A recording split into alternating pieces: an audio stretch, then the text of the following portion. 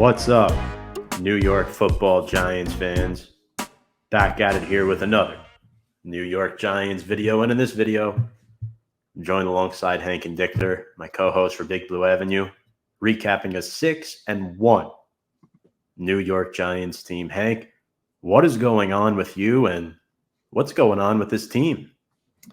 I'm doing pretty well. I'm obviously bittersweet, pretty sad about the Yankees getting eliminated, but who cares? I'm enjoying the Giants having a 6-1 start. Was not expecting this before the season, but hey, look, it was another ugly game, but you know what? It doesn't matter. This isn't college football. As Johnny and I often say on Game On, there are no style points in an NFL victory. So very happy to see the Giants get that win, even though it was very scary because our defense made it look a little harder than it needed to be. And Saquon Barkley, I would say, nearly cost them the game as well. But hey, win's a win. Folks, before we dive too much into the recap, as Hank was just mentioning, remember to check us out on all of our social media platforms on Instagram, Twitter, and YouTube at Big Blue Avenue. And a reminder, this episode is presented by BetUS. You can sign up with our promo code below there at Join125. Get a 125% sign-up bonus straight from your mobile device when you bet on the go, anywhere, anytime using that promo code. Once again, that is BetUS, America's #1 favorite sportsbook where the game begins.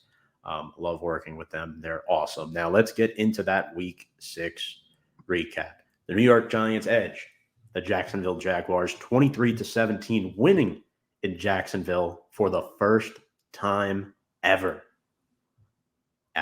Hard to believe, right? Very, very hard to believe. And with that, the Giants are now off to their best start as a football team since 2008. They are 6-1, and Brian Daboll becomes the first head coach to start his Giants career at 6-1 or better since 1929. Fun fact. Hank, did I one-up you there? Were you aware of that? Or is that No, that's actually correct. I did know that. Yeah. Just talk to me about Brian Daboll and the coaching job that he's done. Because quite frankly, in this game, the Giants were faced with even more adversity yet again. They lost Ben Bredesen, their starting left guard, to a right knee injury. They listed him as week to week. They lost Evan Neal, who has a sprained MCL, and he's out the next 2 to 4 weeks. And Daniel Bellinger, Giants' promising young rookie tight end, fractured his eye socket and septum. And his vision is okay, but it might require surgery. Most likely, that is. Talk about the adversity the Giants overcame with the 3 injuries to the offense this week, the 3 starters, and how well of a job Brian Daboll has done coaching this squad. I mean, let me put it to you this way.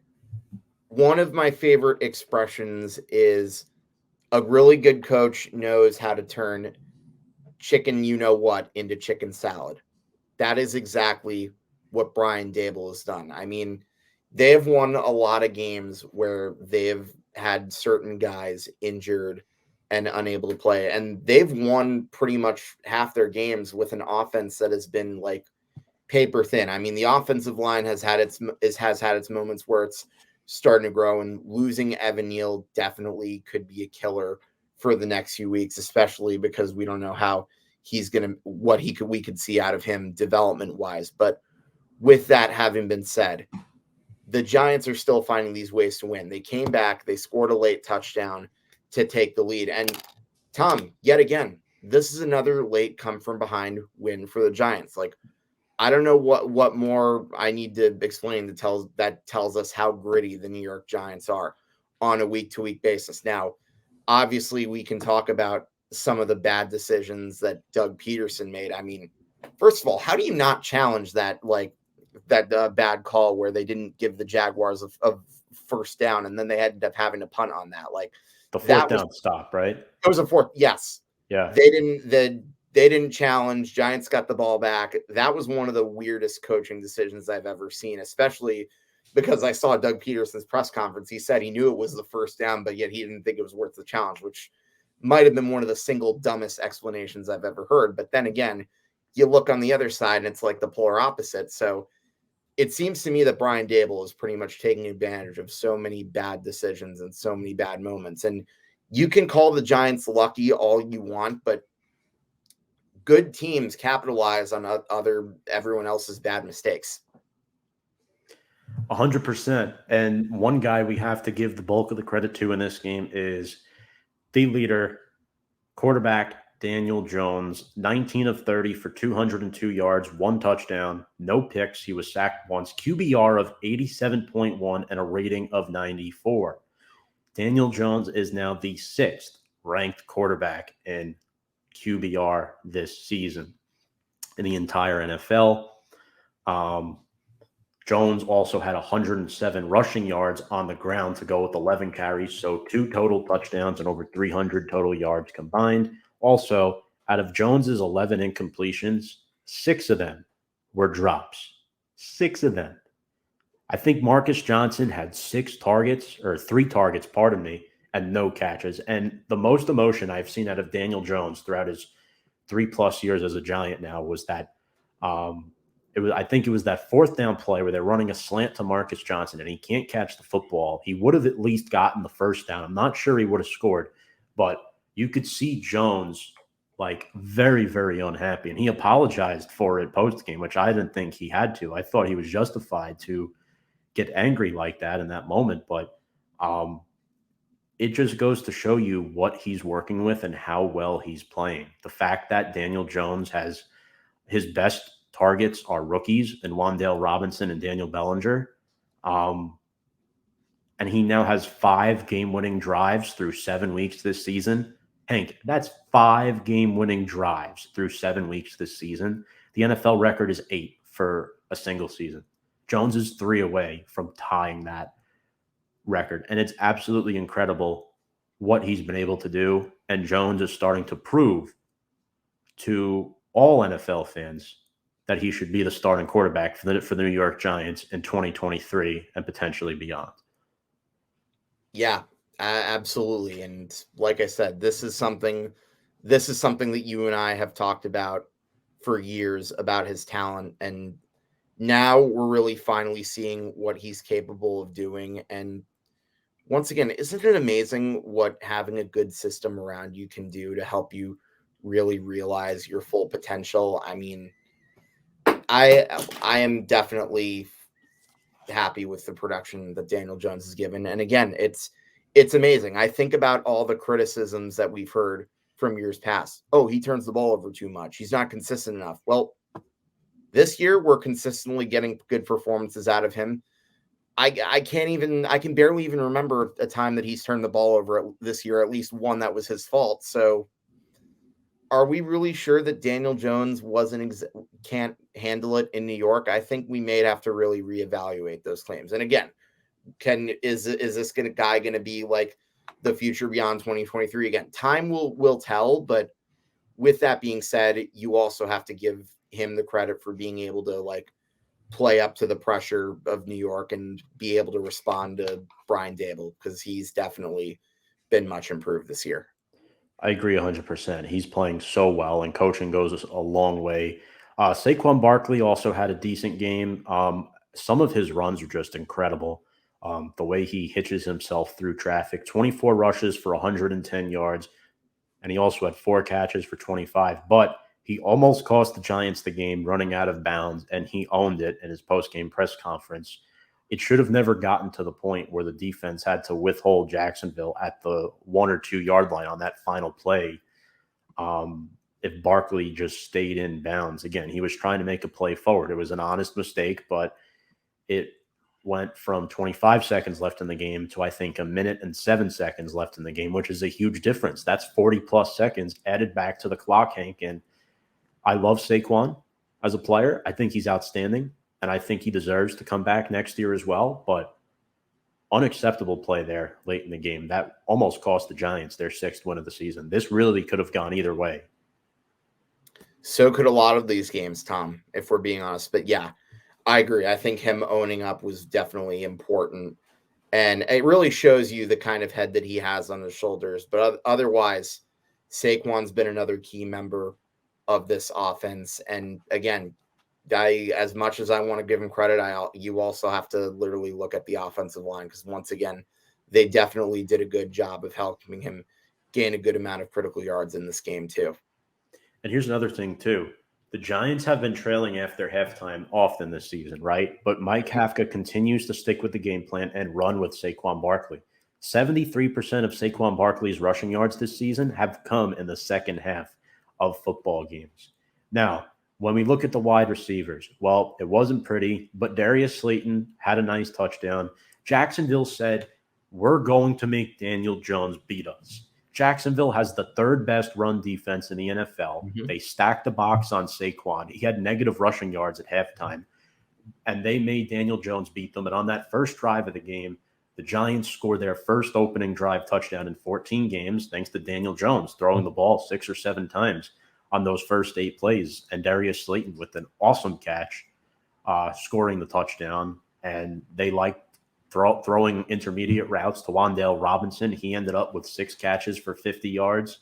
But Hank, talk to me about that first drive and how Daniel Jones set the tone on that touchdown pass to Darius Slayton, saying, "Hey, Jacksonville, I'm here to play today, and I'm here to win." I think it was a really good statement because it showed you right there that the Giants are a team that I really think at this point are for real. I mean, started off guns a-blazing, scoring that touchdown. I mean, it really doesn't get any better than that. No. Yeah, absolutely. They set the tone. I know Slayton wasn't perfect, but he's been stepping up quite nicely lately. Now, I want to ask you this. Is there anything else you wanted to mention on the offense? Obviously, I thought the offensive line was great, only giving up 1 sack. I thought um, Josh Azudu and Tyre Phillips did a decent job plugging in the holes left by Ben Bredesen and Evan Neal. I think the good news with Neal's injury is that it's 2 to 4 weeks, and the Giants have a bye after this week when they play the Seahawks. So there's a chance Neal could only miss 1 game if the recovery goes well. But is there anything else you wanted to add on the offense? I thought that O-line was outstanding once again.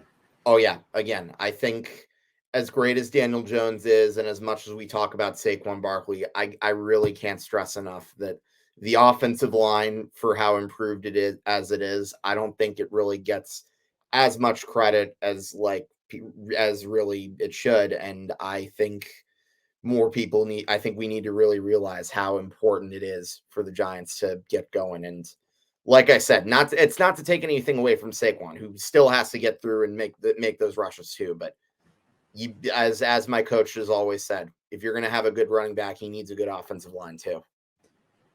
I agree 100%. And the last thing I'll say on the offense is this. Throughout the first 6 games this season, it feels like Barkley has been carrying Jones a lot, but not yesterday. Jones carried Saquon yesterday. That's how good Daniel Jones was. Incredible to say. But let's move on to the defense, Hank. I thought personally, and again, this was an ugly win for the Giants. This, in my opinion, was the ugliest win the Giants had all season. The Giants had 8 penalties, not great. Also, I think this might have been the worst performance this year by the defense, but they did make plays. They made enough plays to win the game. They had that fourth down stop. McKinney forced a fumble on Travis Etienne at the 1 yard line, and then Fabian Moreau helping stop Christian Kirk along with X Love and, of course, Landon Collins, who came back to play his first game as a Giant since returning.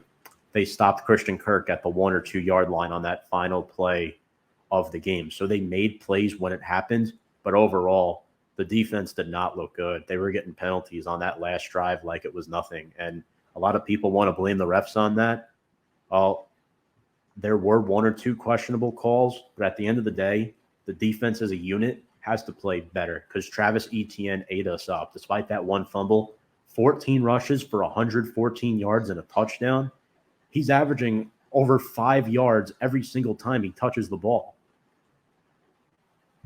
Yeah, absolutely. I definitely agree. I think this was definitely a game where you had a lot of scares, and uncharacteristically, I didn't think the defense was as locked down as we've seen in like weeks past. But you know what? Here's the thing: you're not always going to see a dominating performance from this defense week in and week out. And sometimes you need other members of the team to pick up the slack and carry the win. And at the end of the day, that's pretty much what the Giants did. And Hopefully the defense can rebound and have a better game against Seattle Seahawks. But if I'm being honest, I think next week's game is going to be the tougher of that stretch. But I'm sure you and I will probably get more into detail about that game on our live stream on Thursday night.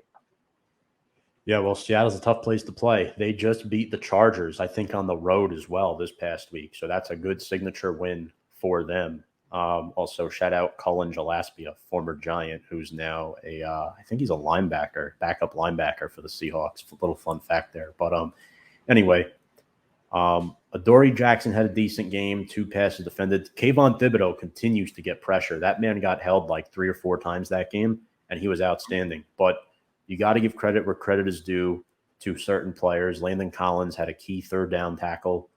But for Jacksonville, Trevor Lawrence, yes, he didn't throw any touchdown passes, but he threw for 310 yards, and he didn't turn the ball over. The key for this game, Hank, was what? Help create turnovers off of Trevor Lawrence, and he didn't. He didn't commit any turnovers. The only turnover was a fumble by Travis Etienne that was knocked out at the 1-yard line by Xavier McKinney. I mean, you look at these receiver stat lines. Christian Kirk, 7 catches for 96 yards. Marvin Jones had 4 for 57. Zay Jones had over 50 receiving yards as well. And the elephant in the room, Evan Ingram, had 4 catches for 67 yards. So great game by Trevor Lawrence despite the loss, in my personal opinion. Absolutely. And I think Trevor Lawrence is a guy who will definitely only improve with time. But again, will it be with the Jaguars? Time will tell, because I thought that team was probably going to be the one that would win the division. But I'm starting to see now there's a lot of cracks in the armor. And again, I'm also really looking at the head coach and ownership situation right there. So in that sense, I do worry about Trevor Lawrence, but he did have a solid game against the New York Giants. And yeah, again, the Giants were able to win despite not being able to get a turnoff off of him. Sometimes you need to win ugly in order to stay competitive. And again, considering all the games the Giants have had where they've played ugly and they've lost a heartbreaker on the wrong end, I will absolutely not apologize for this win at all. No, not at all. And you are what your record says you are. And the Giants are 6-1. The Jaguars, unfortunately, are 2-5. I think they're personally better than 2-5. But at the end of the day, they haven't been able to make those plays late in games. And you could argue, Doug Peterson trying to still catch his feet with this team. I still think Jacksonville has a shot to win that division. But I did pick Tennessee at the beginning of the season, and they're starting to prove it again. So regardless of me, I picked the Colts, and look how that's looking. Yeah. I mean, look, it's the coaching, Mike Vrabel or Frank Reich, right? That's how I viewed that. Mike Vrabel's the best coach in that division, and it's not even close.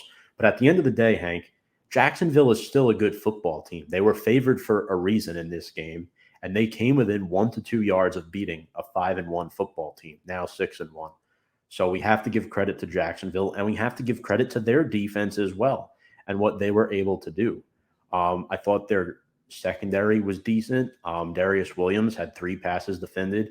Rayshon Jenkins had 2. Trayvon Walker had the only sack of the game for either team. That was this year's number 1 overall pick in the draft.